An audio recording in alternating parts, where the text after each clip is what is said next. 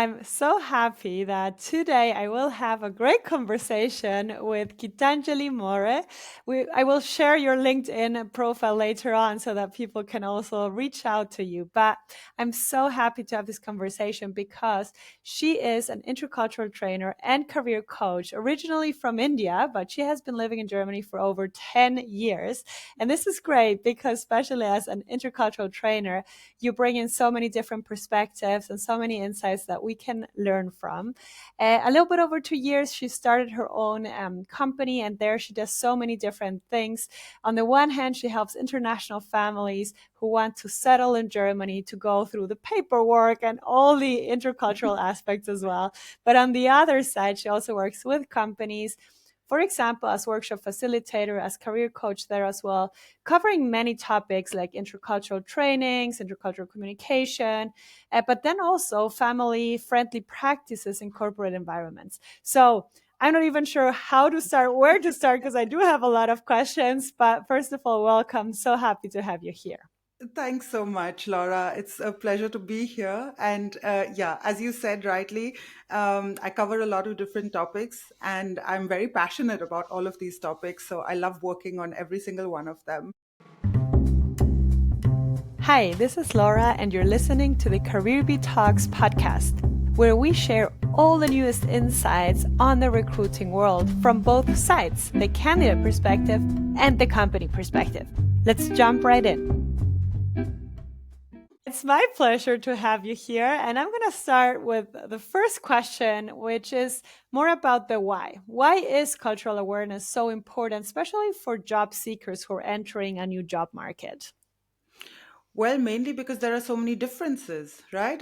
Cultures work differently at the workplace, in society, in the way we raise children, the way we give feedback, the way we talk to each other, and the expectations that we have from one another.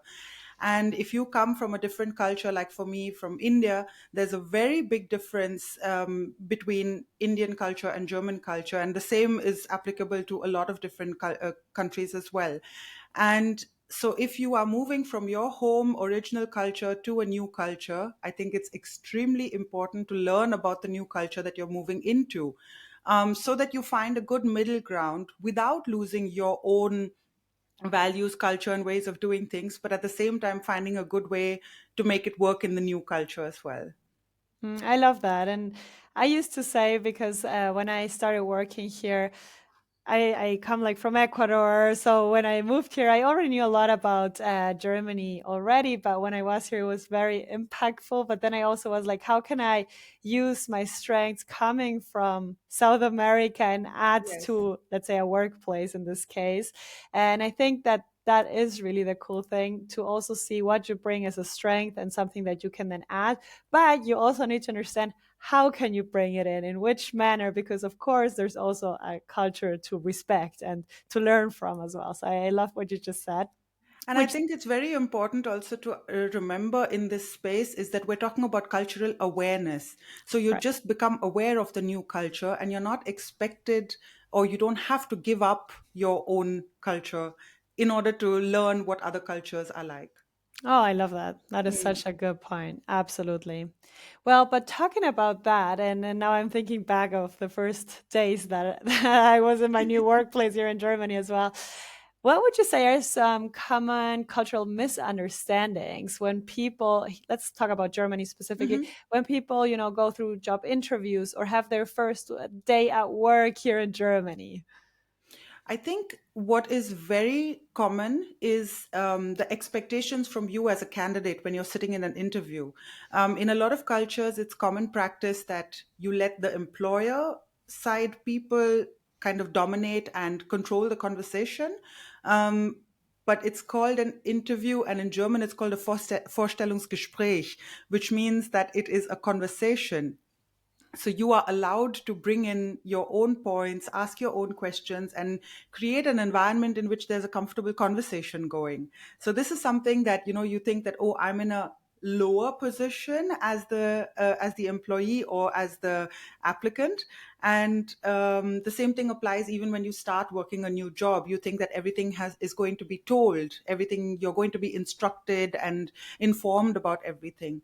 But how people can also take that into their own hands is by asking questions, by also explaining their own culture and saying that, hey, I'm not really sure how it works here. Could you explain it to me? I'm new. Yeah. And these kinds of things are not so obvious to international job seekers here in Germany. So in Germany, there would be probably a very direct way of talking about it. And this is, I think, one of the first things that people notice when they move to Germany.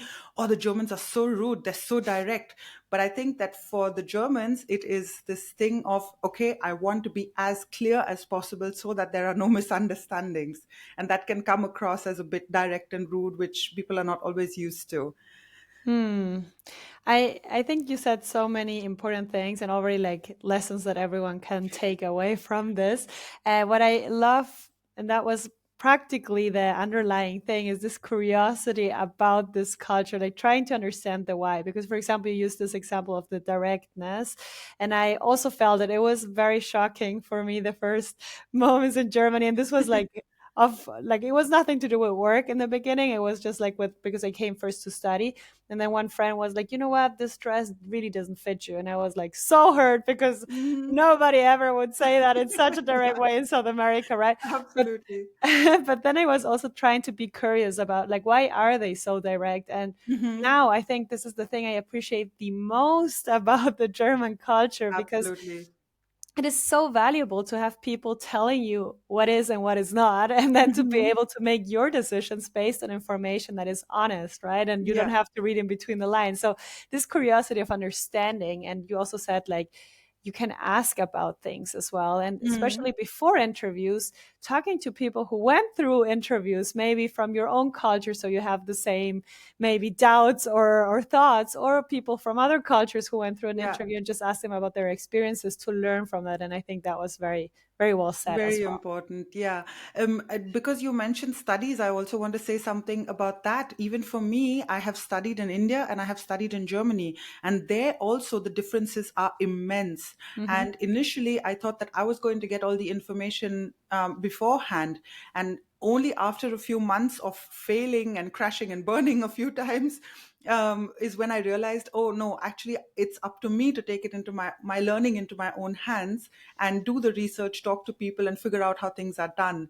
So I think the openness, what you talked about, like the awareness, or right, the curiosity and openness to find out more about the culture, about the way things work, that is something very helpful. Absolutely. Maybe just to add one last thought on something that I have observed, given that I do so many interviews as well. One very interesting thing about cultures and differences is when you're in Germany, you're trying to, let's say, sell or pitch your profile. I've realized that in many cultures, you have to go over the top, right? And to really sell yourself as, the number Yes. one software developer.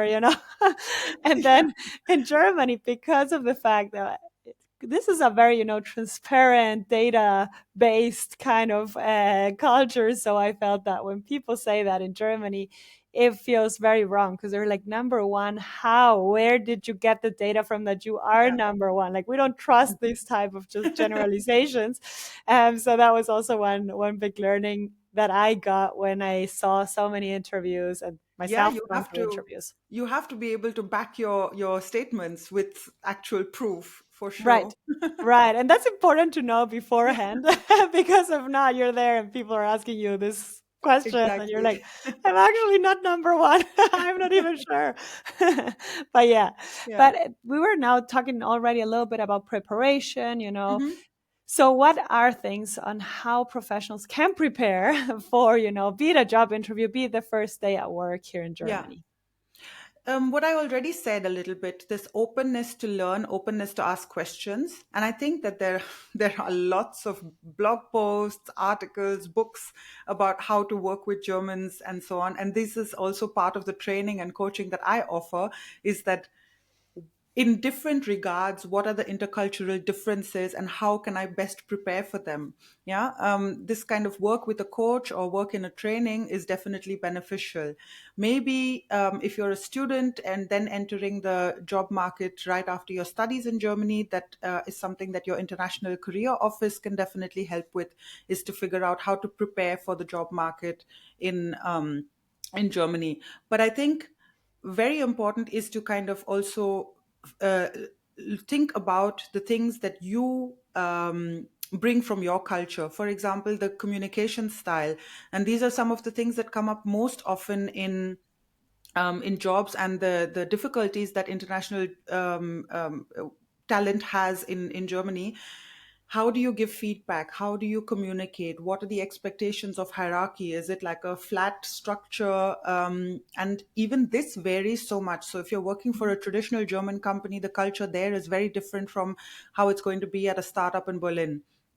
Right. The kind of people that you're working with, and the atmosphere there. So I think looking up the company culture, looking at their website beforehand where you're applying, and kind of getting a feel for that. Also getting a feel in the cultural fit interview of your job process, of your application process, is an important step, is to really also think about what questions are interesting and important for you to know. So, what are your expectations of the ideal candidate? To ask this question can also give you quite a few insights. Hmm. Um, I think one of the most important things that I mentioned before also is really to explain your side of things. In case you feel that there is a misunderstanding that might be based on culture, then to talk about it. Say, this is how we do it where I come from. Could you tell me what your expectations are? And really, communication, communication, communication. Really having open, honest conversations, explaining your side of things. And yeah, that's how you prepare. The willingness and courage to have these conversations is what you need. I love that. And I think that was something that people really need to maybe rewind and listen again to, because it's, of course, easier said than done than in practice. But Course. I think just understanding that this is the way to get there Yeah. makes it so. And you don't have to talk with absolutely everyone. Maybe in the beginning, the first days at work, you feel comfortable with one or two employees, but then start asking them these Yes, questions and then learn absolutely. from them. And then you can expand from there to, of course, use it more and more in the daily Yeah, business. exactly. And I think also very important is not to wait till things get bad, but rather Right. to be proactive rather than reactive. Absolutely. And I think this, oh, sorry, you wanted to add something? No. And I think that was also something that I discovered throughout, because now we were talking about culture in general, and then there's also the Mhm. company culture within, right? You also mentioned Yes. that it also can vary. Like, you are in Germany, but then working in company A feels different than working in company B. But yeah, how can you then get also a better understanding of how, I'm not only in Germany, but now I have this company culture. How can I figure it out? You already gave us some tips that we can do throughout the interview, but let's now go into the setting. You're working there. I came up with one thing, but then you can maybe add some more examples. And Yeah. one thing I try to really do is to understand very fastly, how do people network here. And in the Hmm. company I was working for, it was really like lunch dates. So you practically, your calendar was filled for the next 2 months with lunch Yeah. dates, which I found a little bit annoying. But, if that Yeah. was the way to get to know more people, then that was the way I was going to do it as well. So I Yes. tried to figure out, how to do that, but then also integrate aspects from my own culture. Like in South America, people are always super like friendly, saying hi, doing a little bit of small talk, which wasn't so normal, I would have to Mhm. say. But then, when you also, I mean, you're also there to add value. And I think, like, in the end, our team became super like nice. The emails were very like Mhm. with best greetings, have a wonderful day, which wasn't in the beginning. Like, people started liking it and also implementing that. So you can also Yeah, influence a little bit. absolutely. And those are the 2 points that even I was going to say. In a lot of it, especially the way I write English emails, I always start with, I hope you're doing well. Right. And now I mean, not now, but like for the time that I'm here, I've also started doing that with German emails. Mm-hmm. And people do respond to that. And I think that the key is not to completely let go of your authentic self, your culture, but and just adopt the new culture, but really also think about things that you want to keep, this politeness, this friendliness that you want to keep going with you no matter what, no matter where you are, go for it. And Right. during your onboarding, during your probation period, try to get as much information as you can about the company, about the people, and exactly what I would have also said is making coffee dates, lunch dates, and just go up to the person and say hi. Hmm. And I'm new here, this is my job, this is the department I'm going to be working in, and I'm curious to hear about you.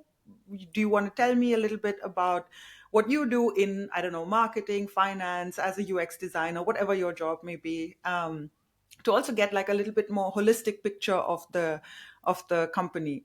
And in the onboarding process, most new companies also have this entire like week of onboarding, different workshops, meetings that you get introduced to departments and so on. That is also the opportunity for you to ask questions and get a better understanding of what kind of company you're going to be in, or you are in. Right. Right. Yeah, yeah. Absolutely. Mm. And I mean, you already said so many important things. Maybe just to add there, especially if you start working in bigger companies, but not only in bigger companies, also ask if they have, any communities, groups, or, events going on. Because I felt so many companies had so many options, but many times, and we're going to talk about mistakes in the onboarding, they forgot to mention these things to new employees. For example, Yeah. where I was working, there was this group for expats in Germany just from the company. And there was like every month a big event going on. And I think that was super helpful. Hmm. But you wouldn't know about it if you didn't specifically ask or get to know the people who are in there, Yes. which was like a lucky straw if you got to know Yeah. them. So, like, really be proactive in asking about that. But now I'm going to turn around the table because so far we've been talking about what can From you the do? What should applicant you side. do? Hmm. And now we're going to see on the responsibility of companies because they also Yeah. carry some of it. So when it comes to the onboarding process, you already started talking about it. What are some mistakes some companies do in the onboarding process, especially when also hiring international talents? I think what you just said as well, right? There are so many different kinds of communities that have developed within companies. I don't know, it could be for international job seekers, it could be based on interests, common interests that the people have. It could also be for a particular target group like parents who might want to support each other because they have a different frame of reference regarding the challenges and problems that they face when they start working in Germany. So all of these groups, to just kind of let new joinees know what groups there are, um, how they can actively participate and get to know other people in a more informal setting as well. I think one of the mistakes that some companies make is assuming that people will just figure it out. So I had a conversation when I was talking about family friendly practices, family benefits, so helping international job seekers with the paperwork, for example, Mm-hmm. around parenting. They were like, yeah, we just think that they're going to figure it out, they're going to talk to the other parents and so on, and this can give the people, the international employees, a feeling of isolation, a feeling that, oh my Yeah. god, again I'm alone, there's another challenge that I have to tackle all by myself, and they don't feel supported by their employers. So this is something that I feel is quite a mistake that a lot of companies have, expecting that their international employees would figure it out on their own. Another thing is not offering a cultural onboarding.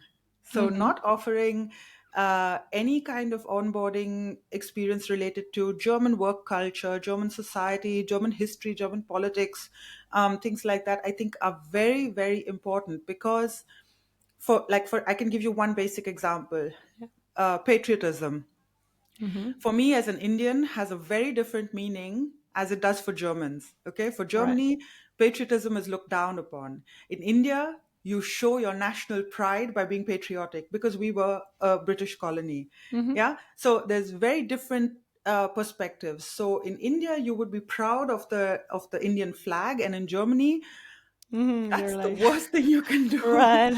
Right? And so it might so happen that an Indian person might come to Germany and think, yes, the German flag, I'm happy to be here and I'm going to wave the flag, or I don't know, something like that.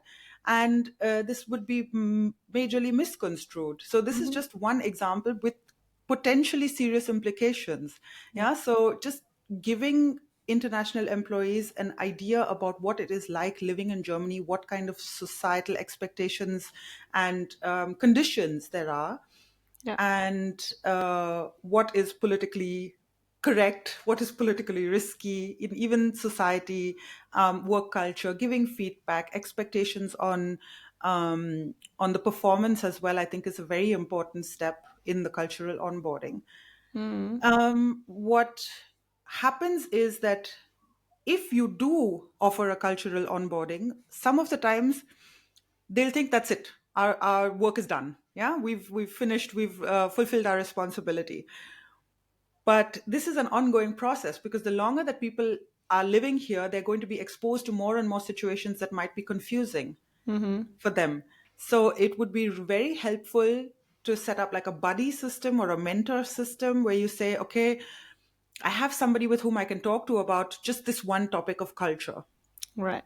and say like, hey, I faced this issue. What do you think?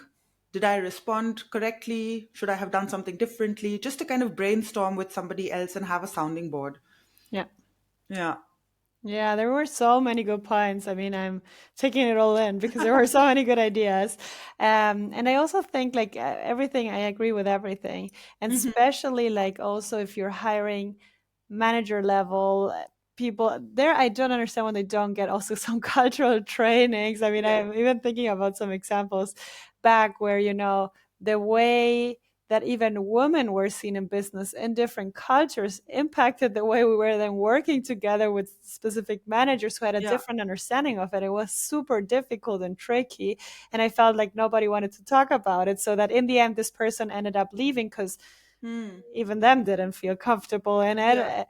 So it's like not talking, which we come back to the first thing that you said. You need to have difficult conversations, but then accompanying that with trainings, I think, is such an important thing. And as you said, it's an ongoing process. And Exactly. why is it worth it? Because I mean, bringing in international talent, you're giving so much your company already by bringing in someone with new perspective. You bring in innovation, maybe new even business contacts, business ideas. There's so much growth going to happen.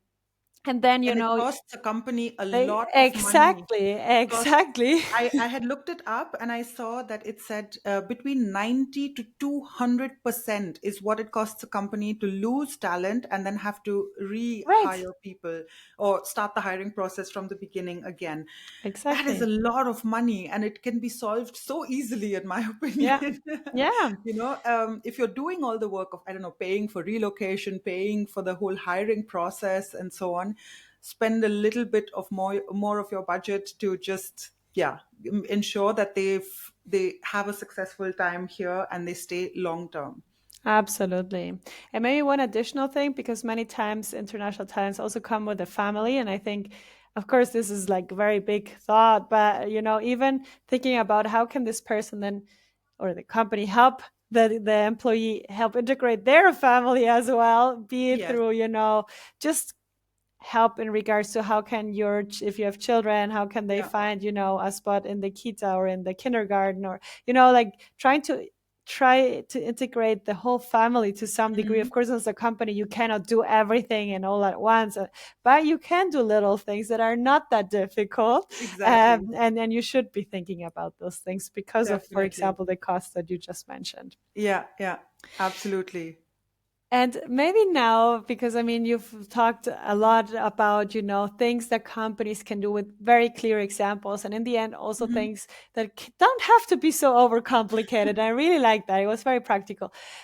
Where do you see the role of leadership and HR teams to really make a successful cultural onboarding? I think I keep coming back to the point of openness. So the thing is, what very often happens from the company side of things is that they want to offer intercultural communication trainings for their international employees, basically to show them how things work in Germany. So it's a very Hmm. one-sided approach, which is fine. It's one part of the solution, but the other part of the solution is how do you help the German employees deal with international teams and international colleagues. And I think that is a very important aspect that often gets neglected, is how, like, giving them intercultural training as well. Hmm.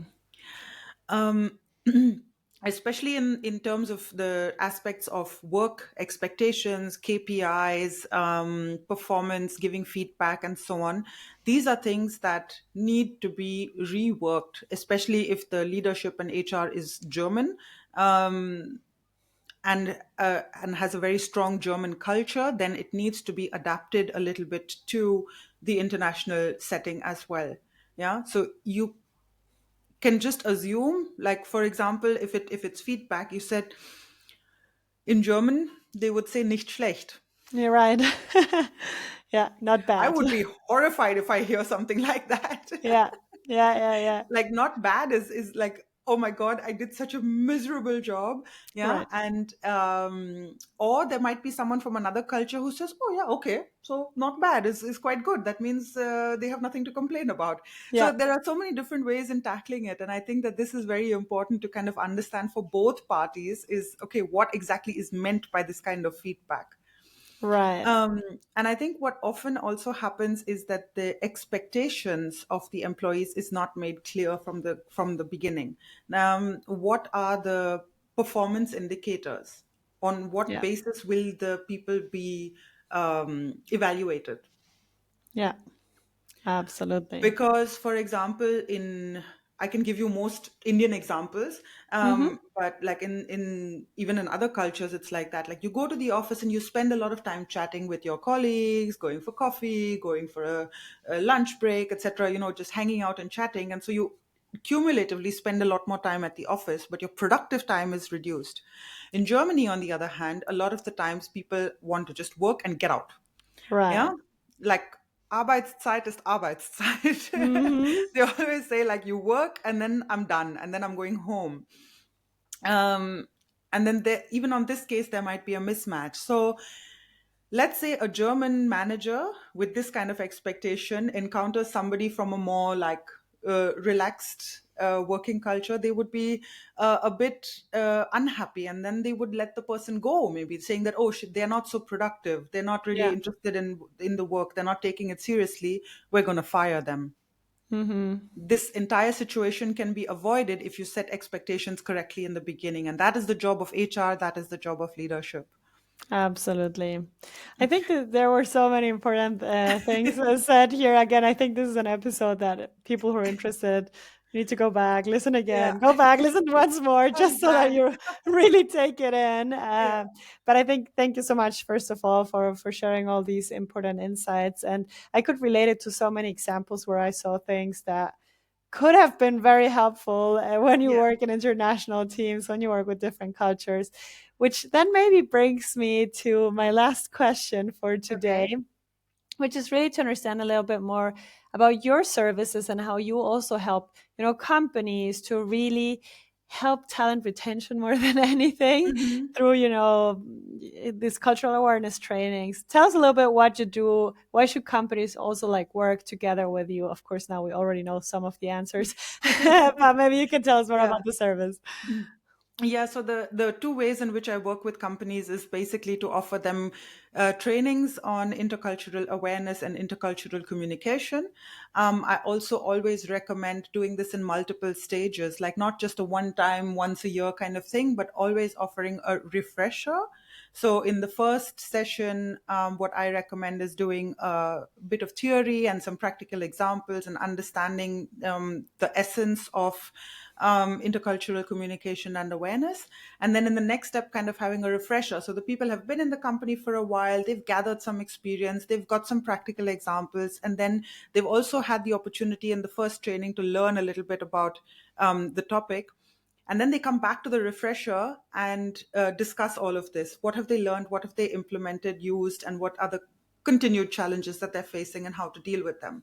So Hmm. these are the workshops that I recommend. The first one being a part of the onboarding experience, and the second one maybe after 6 months or a year, to offer it to the employees, for both German as well as international employees within the company.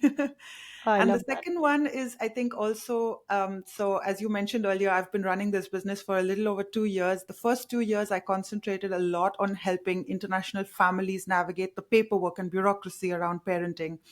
So all of this uh, feedback that I got from the parents was, I wish my company had helped me with this, Hmm. right? So family friendly practices in companies, setting up like family networking groups, group coaching sessions, helping people go into Eltern site, apply for Eltern Geld, but also coming back, easing the return to work after a long break. That is something that companies can definitely do. And so this is more a workshop for HR and leadership. It's not for generally for employees, but more like how to include more family friendly practices in the company. And especially from the point of view of international talent.